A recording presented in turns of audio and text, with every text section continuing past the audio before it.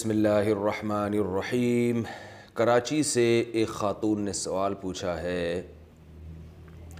کہ ایام حیض میں غیر یقینی صورتحال ہو تو غسل کب کریں؟ حیض کے آخری دنوں میں جب ہمیں دن میں صرف یہ 1 یا 2 بار اسپاٹنگ ہوتی ہے، یقین نہیں ہوتا کہ اب خون آئے گا یا نہیں، تو ہمیں غسل کرنے کے لیے کتنا انتظار کرنا چاہیے؟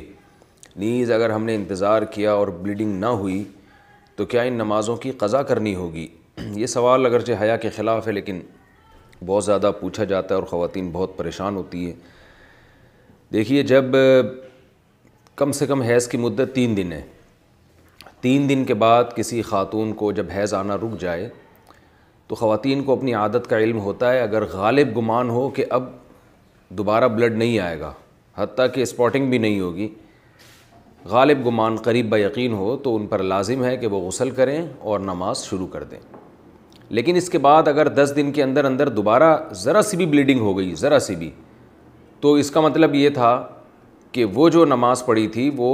ناپاکی کی حالت میں پڑھی تھی، لہذا وہ نمازیں لوٹانے کی تو ضرورت نہیں ہے کیونکہ وہ نماز ہوئی نہیں سرے سے۔ لیکن جیسے ہی اسپاٹنگ ہو تو دوبارہ سے رک جائیں نماز پڑھنے سے، اور پھر جب غالب گمان ہو کہ اب دوبارہ بلیڈنگ نہیں ہوگی تو دوبارہ غسل کر کے نماز شروع کریں۔ تو یہ ہے، تو ان کا جو اصل سوال تھا کہ ہمیں غسل کے لیے کتنا انتظار کرنا پڑے گا، تو اپنا غالب گمان دیکھنا پڑے گا آپ کو۔ جب غالب گمان ہو جائے کہ اب بلیڈنگ بالکل بھی نہیں ہوگی تو آپ پر لازم ہے کہ آپ غسل کریں اور نماز پڑھیں، اور اگر اس کے بعد یعنی غالب گمان نہیں ہے یہ، بلکہ ایک تردد ہے کہ شاید ہو شاید نہ ہو، تو پھر غسل کرنا لازم نہیں ہے، کیونکہ الیقین لا یزول بالشک، یقینی چیز تھی حیض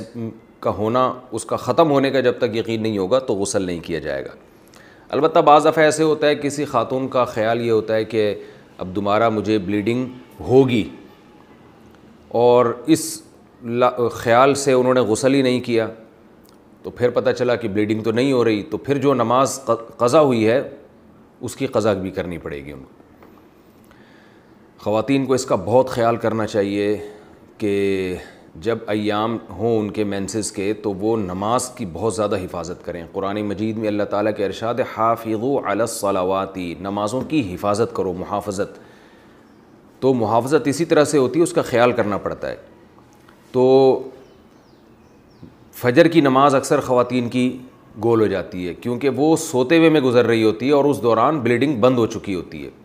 تو جب خواتین کو اندازہ ہو کہ ان کے ایام حیض پورے ہو گئے ہیں، جیسے کسی کو 4 دن آتا ہے، کسی کو 5 دن آتا ہے، ایک عادت ہوتی ہے ہر عورت کی، تو 4 دن جیسے آنے کی عادت ہے، تو 4 دن کے بعد پھر ان پر لازم ہے کہ وہ صبح صادق کے وقت اٹھ کر دیکھیں کہ ہمیں بلیڈنگ آ رہی ہے یا بند ہو گئی ہے۔ ایسا نہ ہو کہ سوتے سوتے میں نماز ہی قضا ہو جائے۔ تو اگر بلیڈنگ بند ہو گئی ہے تو اس وقت غسل کر کے فجر پڑھیں، اور اگر بعض دفعہ یہ بھی ہوتا ہے کہ عشاء کی نماز بھی لازم ہو جاتی ہے، مثال کے طور پر صبح صادق کا وقت شروع ہو رہا ہے 5:30 پر، 5:30 بجے صبح، تو اب رات کو تو خاتون کا خیال یہ تھا کہ بلیڈنگ ہو رہی ہے اور آخری دن ہے ان کا ایام حیض کا، تو ان پر لازم تھا کہ وہ صبح صادق سے پہلے اٹھ کے دیکھیں